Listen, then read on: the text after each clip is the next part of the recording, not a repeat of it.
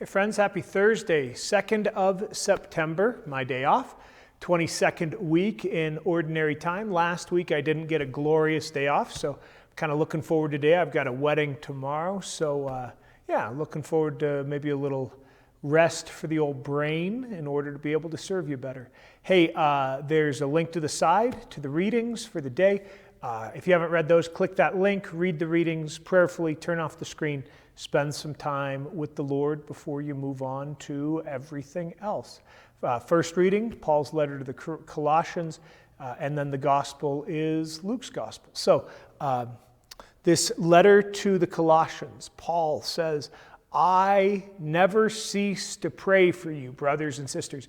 And, just that glorious image of Paul who prays without ceasing.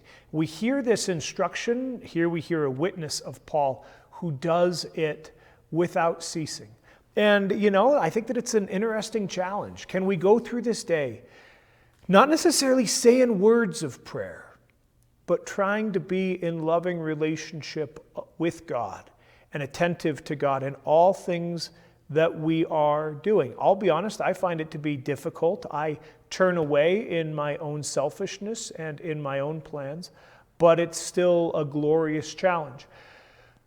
One of the things that I find, I don't know about you, but in this age of media and news, it's very easy for many of us to be critical of others. And so to sit in judgment of Pope Francis, Bishop Stephen, Father Bill, President Biden, former President Trump, people who are in leadership of us, right? And they can be local folks as well. One of the things that I am oftentimes encouraging people, especially in that sacrament of reconciliation, just ask that question.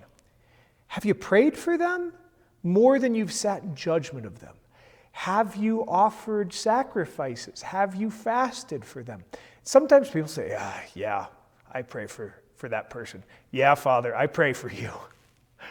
But lots of times people are like, that's what the news media forgets to tell me, is that I'm supposed to pray for these folks that I'm struggling with, right? That would be my invitation for you, to pray without ceasing.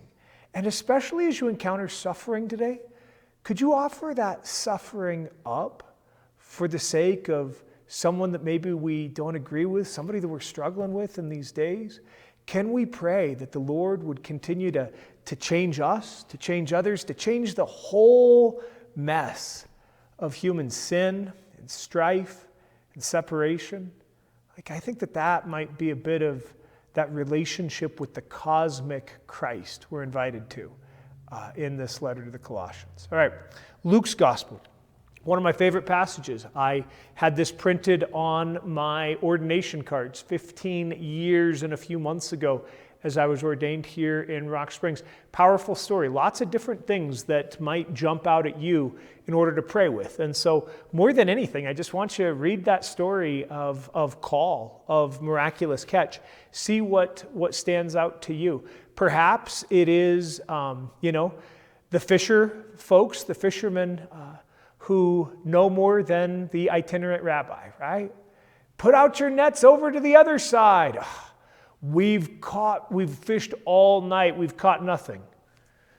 But since you tell us to, we will, right? So there might be a little bit of that hesitation to following Jesus. There might be that invitation to do something new that maybe we've been resisting. There might be that deep desire for the miraculous catch of fish. The place that my heart was drawn 15, 20 years ago continues to be here. Simon Peter is called by a sign, called by the circumstances of that moment. He does his best to duck it, right? Depart from me, Lord, I'm a sinner. I love also Jesus brushes aside Simon Peter's shortcomings. He knows full well Simon Peter's failures, lackings, weaknesses, sins. He still wants him, still calls him, right? It's not about us. It's about our God.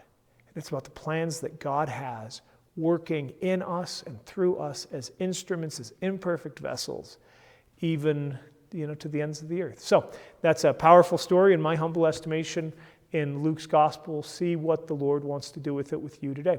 Reading on the sidebar, read the readings prayerfully, turn off the screen, spend some time in prayer, in quiet, in solitude with the Creator before the chaos of the rest of the day. Let's be praying for each other. Let's be praying for those who are especially vulnerable and poor. Let's be praying for those who are suffering these days. God bless, friends.